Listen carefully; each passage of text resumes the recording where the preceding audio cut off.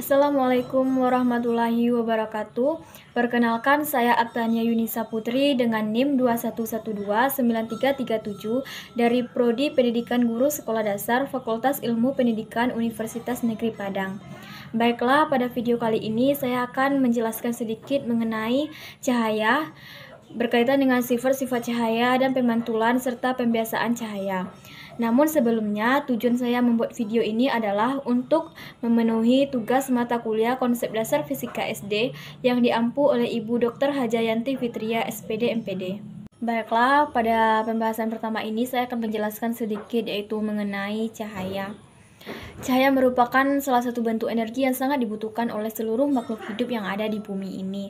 Tanpa adanya cahaya, maka kehidupan yang ada di bumi ini tidak akan berjalan dengan sempurna. Setiap makhluk hidup menggantungkan hidupnya baik secara langsung maupun tidak langsung terhadap keberadaan cahaya. Tumbuh-tumbuhan memanfaatkan cahaya untuk proses fotosintesis, di mana nantinya akan menghasilkan karbohidrat bagi kehidupan manusia.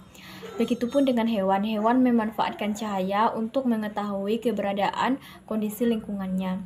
Menurut salah satu para ahli yang bernama James Maxwell, mengatakan cahaya merupakan gelombang elektromagnetik, di mana cepat rambat cahaya sama dengan cepat rambat gelombang elektromagnetik, yaitu 10-8 meter per sekon. Baiklah, pada materi kedua saya akan menjelaskan mengenai sifat-sifat cahaya. Yang pertama, cahaya merambat secara lurus. Cahaya merambat secara lurus ini dengan kecepatan 3 dikali 108 meter per sekon. Sifat yang kedua yaitu mampu menembus benda bening, yaitu dimana ketika kita meletakkan benda yang bersifat bening, maka cahaya tersebut akan diteruskan. Contohnya yaitu, seperti itulah contoh sifat cahaya yang mampu menembus benda bening. Kita dapat melihat cahaya tersebut dapat meneruskan pantulannya hingga ke dinding tersebut. Sifat cahaya yang ketiga yaitu mengalami pemantulan atau refleksi. Cahaya tidak dapat diteruskan atau dipantulkan karena dihalangi oleh beberapa benda tertentu seperti tembok, kayu, dan lain-lainnya. Sifat cahaya yang keempat yaitu mengalami pembiasaan atau refraksi. Contohnya yaitu, seperti itulah contoh dari sifat cahaya yang keempat yaitu mengalami pembiasaan atau refraksi, yaitu ketika kita memasukkan sebuah pensil ke dalam gelas yang berisi air, maka pensil tersebut akan terlihat patah karena cahaya yang digunakan melalui dua medium yang berbeda, yaitu dari udara ke air. Yang kelima, cahaya bersifat menguraikan atau dispersi. Dispersi yaitu cahaya polikromatik, yaitu putih, berubah menjadi monokromatik, merah atau ungu, yaitu contohnya seperti peristiwa yang terjadi pada pelangi. Sifat cahaya yang kelima yaitu mengalami difraksi atau pelenturan. Difraksi merupakan suatu pembelokan rambat cahaya pada celah yang sempit. Sifat cahaya yang ketujuh yaitu memiliki energi.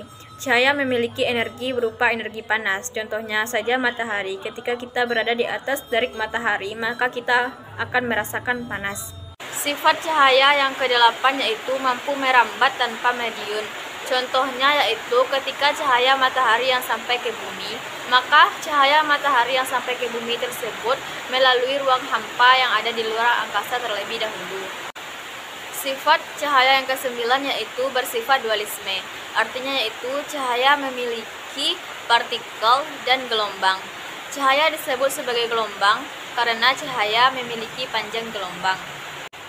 Sifat cahaya yang ke-10 yaitu cahaya memiliki radiasi. Contohnya sendiri ketika kita berada di atas panas matahari yang sangat terik, maka kita akan merasakan panas, di mana cahaya tersebut memiliki kalor dan gelombang. Baiklah, untuk materi yang ketiga, saya akan menjelaskan sedikit mengenai pemantulan dan pembiasaan cahaya. Yang pertama, pemantulan cahaya.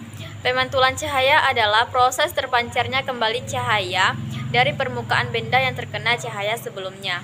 Proses pemantulan cahaya ini terbagi menjadi dua. Yang pertama, pemantulan teratur dan pemantulan baur.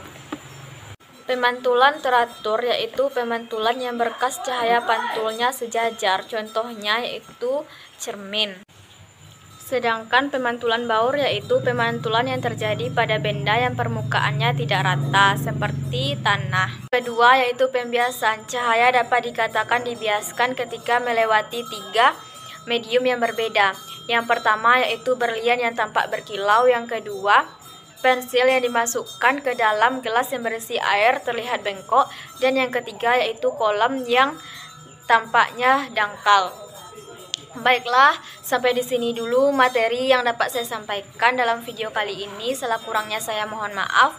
Wabillahi taufik wal hidayah. Wassalamualaikum warahmatullahi wabarakatuh.